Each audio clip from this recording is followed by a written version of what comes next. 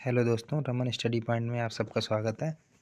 आज हम आपके लिए भारतीय संविधान की अनुसूचियां और भाग लेके आए हैं। देखो, ये छोटी सी वीडियो है। इस छोटी सी वीडियो में आप ये टॉपिक बहुत आराम से और बहुत कम समय में क्लियर कर लोगे, जो एग्ज़ाम के पॉइंट ऑफ व्यू से बहुत ही इम्पोर्टेंट है। हर एक एग्ज़ाम में, चाहे यूपी पुलिस का हो, चाहे यूपीएसआई का हो, चाहे दिल्ली पुलिस का हो, अनुसूचियाँ और भाग से संबंधित 1 या 2 क्वेश्चन ज़रूर पूछे जाते हैं। ठीक है। तो बहुत कम समय में ये वीडियो बनाएंगे। छोटी सी वीडियो है, 15 से 20 मिनट की होगी। इसमें आपके लिए ये अनुसूचियाँ और भाग बहुत आसानी से और यहाँ पे आसानी से आप पढ़ सकते हो, और इनसे संबंधित जितने भी पॉइंट हैं वो सब लिखे हुए हैं। तो सबसे पहले याद रखना है कि भारतीय संविधान में वर्तमान में कितनी अनुसूचियाँ हैं। तो वर्तमान में 12 अनुसूचियाँ याद रखना है, जबकि मूल संविधान में कितनी थी? मूल संविधान में 8 अनुसूचियाँ थीं। ठीक। जो 8 अनुसूचियाँ थीं और उसके बाद 4 अनुसूचियाँ और जोड़ी गई थी, तो उनमें से याद रखना है 9वीं अनुसूची प्रथम संविधान संशोधन 1951 में जोड़ी गई थी, जो भूमि अधिग्रहण से संबंधित थी। 10वीं अनुसूची 52वें संविधान संशोधन 1985 में जोड़ी गई थी, जो दल बदल से के कानून से संबंधित थी। 11वीं अनुसूची 73वें संविधान संशोधन 1992 में जोड़ी गई थी, जो पंचायती राज व्यवस्था से संबंधित थी। और 12वीं अनुसूची 74वें संविधान संशोधन 1992 में जोड़ी गई थी, जो नगर पालिका से संबंधित थी। तो आते हैं, आगे बढ़ते हैं। आगे पहली प्रथम अनुसूची याद रखना कि प्रथम अनुसूची भारत के राज्य एवं संघ शासित प्रदेशों के नाम व सीमा एवं न्यायिक क्षेत्र से संबंधित है। ठीक है। याद रखना, जैसे संविधान है, संविधान में पहली अनुसूची बनी, तो जब संविधान बना, सब कुछ बना, देश एक नए तरीके से देश का संविधान बना, तो पहली अनुसूची भारत के राज्यों एवं संघ शासित प्रदेशों के नाम व सीमा का निर्धारण किया गया होगा सबसे पहले। तो पहली अनुसूची इन्हीं से संबंधित है, राज्यों से एवं संघ शासित प्रदेशों से। अब जब राज्य का निर्माण हो गया, यानी कि राज्य से यहाँ मतलब देश है, देश मतलब राज्य। संविधान में राज्य शब्द का जो यूज हुआ है वो देश के लिए हुआ है। तो जब देश एक नए तरीके से बना, तो संघ शासित प्रदेश और राज्यों को बनाया गया। वर्तमान में 28 राज्य हैं और संघ शासित प्रदेश 8 है। इसके बाद आगे जब दूसरी अनुसूची आती, तो उसमें पदाधिकारियों का चयन भी हुआ था। तो दूसरी अनुसूची में पदाधिकारियों के वेतन की बात की गई है, और उनकी जो अवधि है, पदावधि, उसके बारे में, और उनके विशेषाधिकारों के बारे में इसमें बात की गई है। ये पदाधिकारी कौन कौन से हैं, इनको याद रखना है। पूछ लिया जाता है कि अनुसूची 2 में कौन सा अधिकारी नहीं है। इस तरीके से 4 ऑप्शन देंगे, 4 में 3 इसमें से देंगे और 1 कोई और देंगे। तो पूछेंगे निम्नलिखित में से ऐसा कौन सा पद है जो अनुसूची 2 में नहीं दिया हुआ है। तो देखो, राष्ट्रपति, राज्यपाल, लोकसभा के अध्यक्ष और उपाध्यक्ष। ठीक है। राज्यसभा के सभापति और उपसभापति, राज्य की विधानसभाओं के अध्यक्ष। ठीक है। एवं उपाध्यक्ष, राज्यों के विधान परिषद के सभापति और उपसभापति, और ये न्यायालय, उच्च न्यायालय और भारत के नियंत्रक महालेखा परीक्षक। इन सब के वेतन भत्ते के बारे में और इनकी पदावधि के बारे में अनुसूची 2 में दिया गया है। तीसरी अनुसूची जो है वो शपथ से संबंधित है। इसमें उम्मीदवारों द्वारा ली जाने वाली शपथ के प्रतिज्ञान से संबंधित है। संसद और विधानमंडल के उम्मीदवारों, जो पदाधिकारी हैं, उनकी शपथ जो है वो तीसरी अनुसूची में उसके बारे में दी गई। संघ एवं राज्य के मंत्री, संसद और विधानसभा के सदस्य, संसद और विधानमंडलों के उम्मीदवार, इन सबको शपथ दिलाई जाती है अनुसूची 3 के द्वारा। आगे चौथी अनुसूची में हम देखते हैं कि राज्य में विभिन्न राज्यों एवं केंद्र शासित प्रदेशों के लिए सीटों का आवंटन। ठीक है। चौथी अनुसूची में सीटों का आवंटन, ये याद रखना। चौथी अनुसूची जो है वो सीटों के आवंटन से संबंधित है। ठीक है। पांचवी अनुसूची में क्या है? पांचवी अनुसूची में जनजातीय क्षेत्र में प्रशासन के नियंत्रण के उपबंध है। पांचवी अनुसूची में अनुसूचित जनजाति क्षेत्रों के प्रशासन और नियंत्रण के उपबंध है, अनुसूची 5 में। ठीक है। छठी अनुसूची वो 4 राज्यों से संबंधित है, जिसमें असम, मेघालय, त्रिपुरा, मिजोरम और जनजातीय क्षेत्रों के प्रशासन के नियंत्रण के बारे में ये छठी अनुसूची में दिया गया है। आपको पता होगा लद्दाख में एक प्रोटेस्ट चला था, वो लद्दाख में प्रोटेस्ट जब चला था तो उसमें यही मांग की गई थी कि लद्दाख को अनुसूची 6 में जोड़ा जाए, अनुसूची 6 में उसको दर्ज किया जाए और उसे एक अलग दर्जा मिलना चाहिए। इस बात को लेके लद्दाख में आंदोलन चला था। इसमें क्या होता है, ये जो 4 राज्य इस सूची में शामिल किए गए तो इनकी एक समिति बनाई गई थी। उस समिति का जो नाम था वो बोरोदोलई समिति की रिकमेंडेशन पर उपरोक्त राज्यों को छठी अनुसूची में रखा गया था। ठीक है,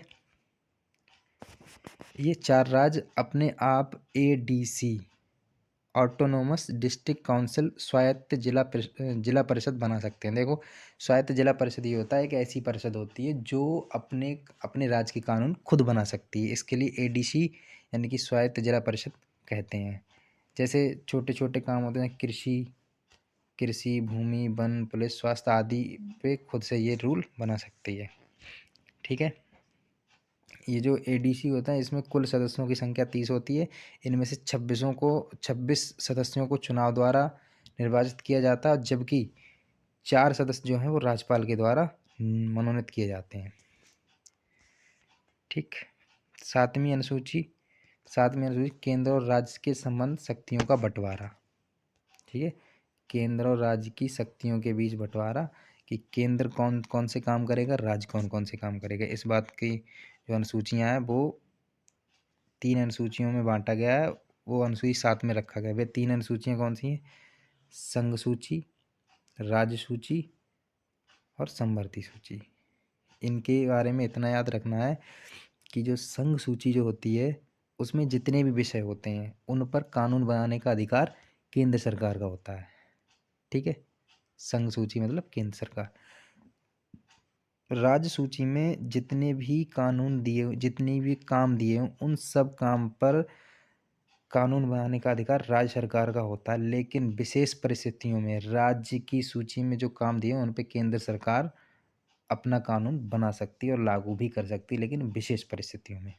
ठीक, समवर्ती सूची में राज्य और राज्य की सरकार और केंद्र सरकार दोनों उस विषय पर कानून बनाने का अधिकार रखते हैं। अब इसमें याद रखना है कि जब मूल संविधान में संघ सूची में कितने विषय थे, तो 97 विषय थे। ठीक है, और वर्तमान में कितने हैं? 100 हैं। ठीक, जबकि राज्य सूची में 66 विषय थे और वर्तमान में 61 हैं, और संबंधित सूची में 47 थे, वर्तमान में 52 है। आठवीं अनुसूची हमारी भाषा से संबंधित है। आठवीं अनुसूची भाषा से संबंधित है। इसमें याद रखना है कि मूल संविधान में 14 भाषाएं थीं, वर्तमान में 22 भाषाएं हैं। ठीक है, इन भाषाओं को एक बार ध्यान से पढ़ेंगे। संस्कृत, हिंदी, उर्दू, गुजराती, कश्मीरी, उड़िया, पंजाबी, बांग्ला, असमिया, मराठी, तमिल, तेलुगु, कन्नड़ और मलयालम। ये जरूर पूछता है, ये जो हमने जो 5 भाषाएं हैं, ये 4 भाषाएं हमने गोले में बंद करी हैं, इनमें तमिल, कन्नड़, तेलुगु, मलयालम, इनमें से ये पूछता है कि निम्नलिखित में से बताइए द्रविड़ भाषा कौन सी है। तो ये याद रखना है, तमिल, कन्नड़, तेलुगु ये द्रविड़ भाषा में आती हैं। ठीक है, इनमें से 21वां संविधान संशोधन, 21वां संविधान संशोधन इसके तहत 1967 में हुआ था 21वां संविधान संशोधन। इसमें सिंधी भाषा को अनुसूची 8 में जोड़ा गया था। ठीक है, और 71वें संविधान संशोधन 1992 में नेपाली, मणिपुरी और कोंकणी को जोड़ा गया था, जबकि 92वें संविधान संशोधन 2003 में मैथिली, संथाली और डोंगरी और बोडो इनको जोड़ा गया था 2003 में। तो याद रखना है इसको। 92वां संशोधन 2003, 71वां 1992 और 21वां 1967। ठीक है, शास्त्रीय भाषाएं पहले थी 6 शास्त्रीय भाषाएं थी, तमिल, संस्कृत, कन्नड़, तेलुगु, मलयालम और ओडिशा, लेकिन वर्तमान में 11 हो गई हैं। 2024 में 5 शास्त्रीय भाषाएं और जोड़ी गई हैं, जिनमें से मराठी, पाली, प्राकृतिक, असमिया और बंगाली ये 2024 में जोड़ी हैं। अब वर्तमान में शास्त्रीय भाषाएं 11 हो गई हैं। शास्त्रीय नमी सूची के अंतर्गत, इसके अंतर्गत बने अधिनियम यदि मौलिक अधिकारों का हनन करते हैं, इसमें यह लिखा हुआ है कि अगर संसद में कोई भी अधिनियम पारित किया जा रहा है और वो मौलिक अधिकारों का हनन कर रहा है या उल्लंघन कर रहा है, तो वो अधिनियम जो है वो अमान्य घोषित कर दिया जाएगा। क्या कर दिया जाएगा? अमान्य घोषित कर दिया जाएगा। ठीक है? इस अनुसूची में जो पहला संविधान संशोधन हुआ था उसमें इस अनुसूची को जोड़ा गया था, जिसमें 31 बी द्वारा ये अनुसूची जोड़ी गई थी, जिसमें भूमि सुधार आंदोलन भूमि सुधार संबंध था। इसमें जमींदारी उन्मूलन को ख़त्म कर दिया गया था। इसमें रखे कानून की न्यायिक समीक्षा नहीं कर सकते, ये जो है वो केशवानंद भारतीवाद में कहा गया था। इसमें जो कानून रखे गए हैं उन पर न्यायिक समीक्षा नहीं की जा सकती है। ठीक है, अब आते हैं 10वीं अनुसूची। इम्पोर्टेंट है ये 10वीं अनुसूची। इस सूची के अंतर्गत क्या होता है, ये 92 संविधान संशोधन के तहत इस सूची को जोड़ा गया था। ये दल बदल विरोधी कानून से संबंधित थी। ठीक है, दल बदल विरोधी संबंध कानून से संबंधित थी। 11वीं अनुसूची जो है ये पंचायती राज व्यवस्था। 11वीं अनुसूची 29 विषय हैं इसमें। ठीक है, याद रखना 11वीं अनुसूची में 29 विषय हैं। इस अनुसूची को 73वें संविधान संशोधन के तहत 1992 में जोड़ी गई थी। ठीक है, इसका संबंध किससे? पंचायती राज से संबंधित है। इसका पंचायतों की शक्तियाँ और प्राधिकारी एवं जिम्मेदारी दी गई है इसमें। ठीक है, इसमें विषय याद रखना कि 11वीं अनुसूची में विषय की संख्या कितनी? तो 29, याद रखना ये। अगली है 12वीं अनुसूची। 12वीं अनुसूची में क्या है, ये 74वें संविधान संशोधन 1992 में जोड़ी गई थी। देखो याद रखना इसमें क्या होता है, देखो एक तो ऐसे क्वेश्चन पूछता है कि पंचायती राज व्यवस्था जो है वो कौन से संविधान संशोधन से लागू हुई? तो 73वां 1992 में। ठीक है, और नगर पालिका से संबंधित जो कानून आया था वो कब हुआ था? वो 74वें संविधान संशोधन 1992 में नगर पालिका से संबंधित कानून लागू हुआ था। तो नगर पालिका से संबंधित 12वीं अनुसूची में और ग्राम पंचायत से संबंधित है वो 11वीं अनुसूची में है। ठीक है, ये अनुसूची याद करने के लिए यूँ इस तरीके से लिखा है, जैसे 1 2 3 4 5 से गिनती में लिखा हुआ है 1 से 12 तक। देखो कोई भी राज्य बनता है, कोई भी देश बनता है, देश का नए सिरे से निर्माण होता है, तो सबसे पहले उस देश के राज्यों के बारे में पता लगता है। ठीक है, तो पहली अनुसूची उसमें भारत के बारे में, भारत के राज्यों की सीमा का निर्धारण एवं उनके नाम वगैरह ये सारी चीज़ें दी गई हैं। दूसरी चीज़, उसके जो पदाधिकारी हैं उनका जब जो पदाधिकारी हैं उनके वेतन भत्ते की बात की गई है, उनके पद की बात की गई, उनके पद के अवधि की बात की गई है। ठीक है, दूसरे में ऐसे याद रखना है। ठीक है, तीसरी में क्या है, तीसरी में अब जब वो पदाधिकारी वो बन जाएंगे तो वो जब अपना कार्य करेंगे उससे पहले शपथ भी लेंगे। ठीक है, शपथ के बाद फिर क्या है, सीटों का आवंटन होना चाहिए। जब राज्य हो जाएंगे तो उनमें सीटों का आवंटन होना चाहिए। फिर उसके बाद अनुसूचित जाति हैं उनसे संबंधित, अनुसूचित क्षेत्र हैं उनके प्रशासन की बात करी गई है। ठीक है, और इसमें ये 4 और मेघालय। ठीक है, फिर ये जो है इसमें इसमें क्या है, इसमें 3 अनुसूचियां जोड़ी गई हैं जो विषय से संबंधित हैं, संघ सूची, राज्य सूची और समवर्ती सूची। ठीक, इसके बाद अनुसूची 8 में क्या है, ये भाषा से संबंधित है। ठीक है, 9 में क्या है, भूमि से संबंधित है। 10वीं दल बदल, 11वीं पंचायत से संबंधित है और 12वीं नगर पालिका। ठीक, यहाँ पे भाग आ गए। भाग में याद रखना है, मूल संविधान में भाग जो थे वो 22 हैं, वर्तमान में 25 हैं। 4 जोड़े गए थे और 1 हटाया गया था। ठीक है, 4 जोड़े गए थे। चार चार कब जोड़े गए थे?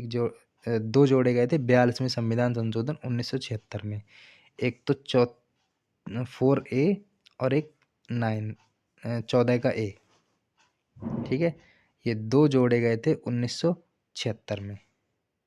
ठीक है, और 9A और 9B, 9A और 9B, तो 9A जो है वो 74वें संविधान संशोधन 1992 में जोड़ा गया था और 9B है वो 97वें संविधान संशोधन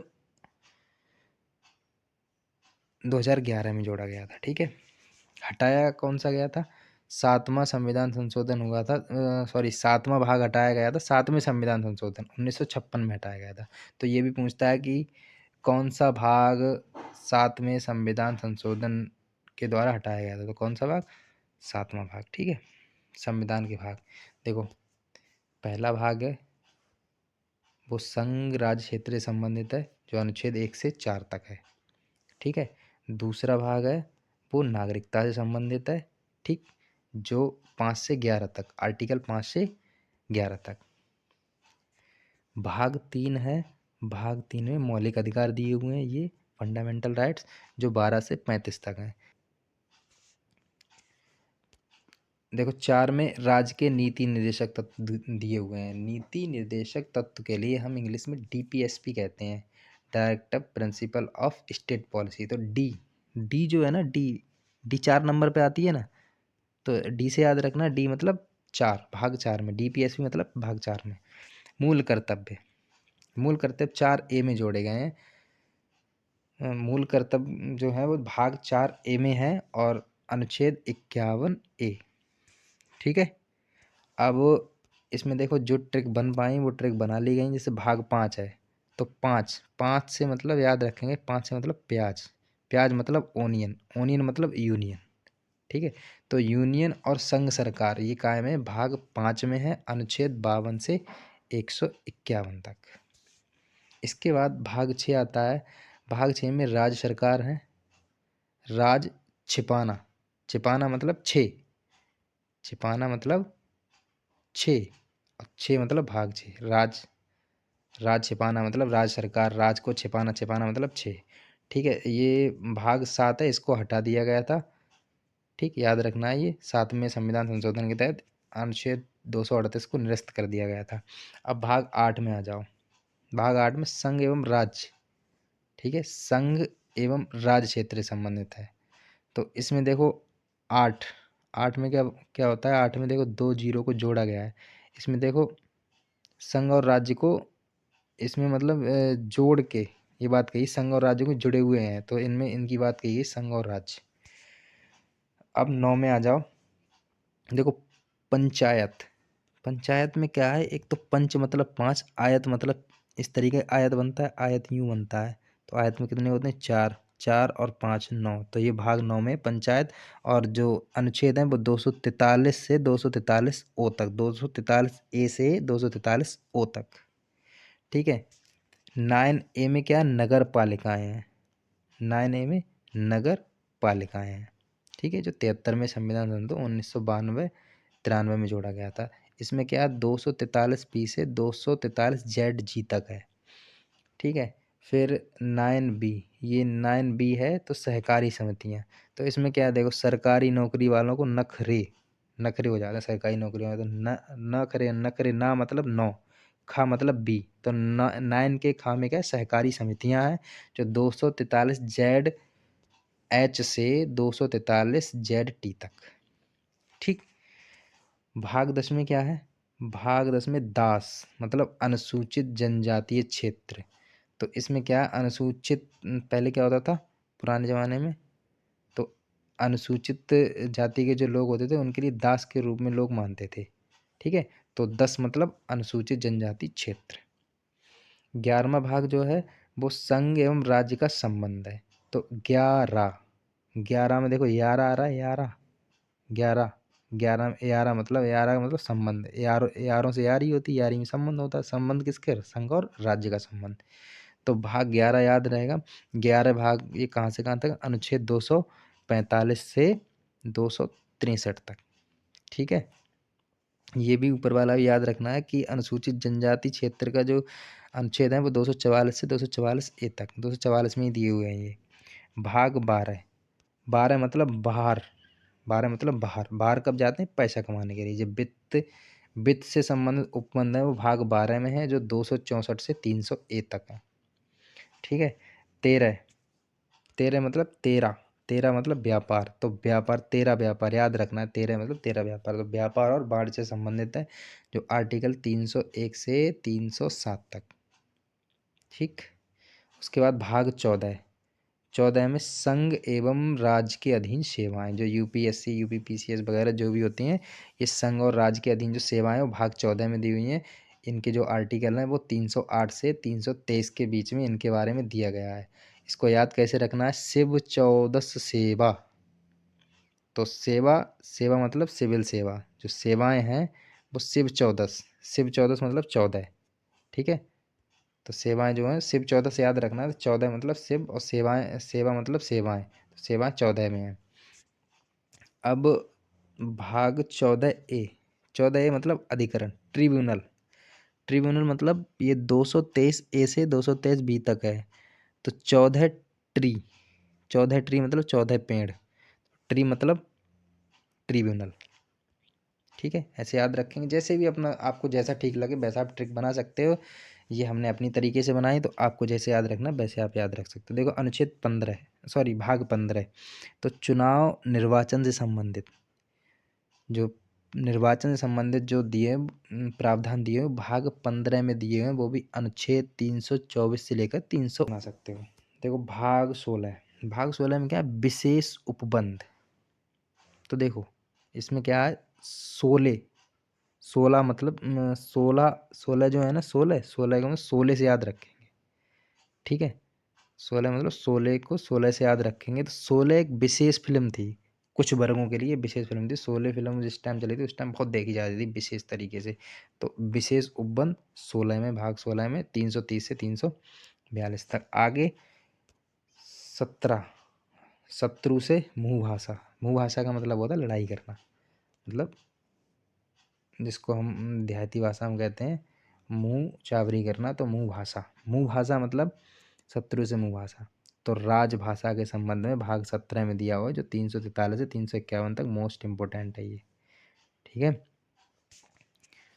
भाग 18, जब कोई 18 का हो जाता है, जैसे ही कोई लड़का 18 का हो जाता है तो उसके ऊपर आफत लग जाती है।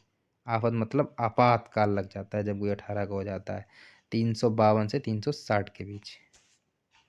ठीक है, भाग 19, 19 में क्या विविध प्रकीर्ण है। 19 में, भाग 19 में विविध प्रकीर्ण राष्ट्रीय राज्यपाल आदि के संरक्षण में ये विविध प्रकीर्ण है, जो अनुच्छेद 361 से 367 के तहत है। भाग 20 में क्या है, भाग 20, 20 मतलब फीस, फीस मतलब धन, फीस मतलब धन, तो धन मतलब संशोधन।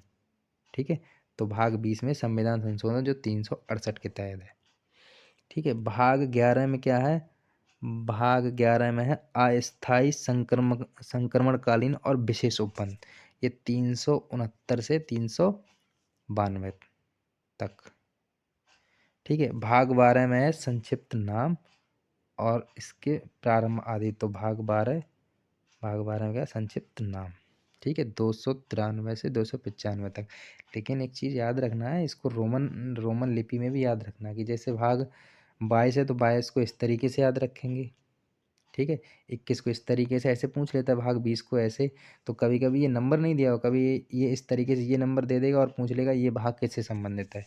तो इसको ध्यान रखना, रोमन रोमन लिपि के अंक भी याद रखने हैं, इसको भी इस तरीके से याद रखना है। ठीक है दोस्तों, आज के लिए बस इतना ही, आज के लिए बस इतना ही। अब अगले क्लास में हम आपके लिए संवैधानिक स्रोत से संबंधित हम वीडियो लेके आएंगे और बहुत जल्दी मिलेंगे। पहले मैं इसके क्वेश्चन लेके आऊँगा, टॉप टॉप 40 क्वेश्चन इसके लेके आऊँगा। ठीक है दोस्तों, जय हिंद।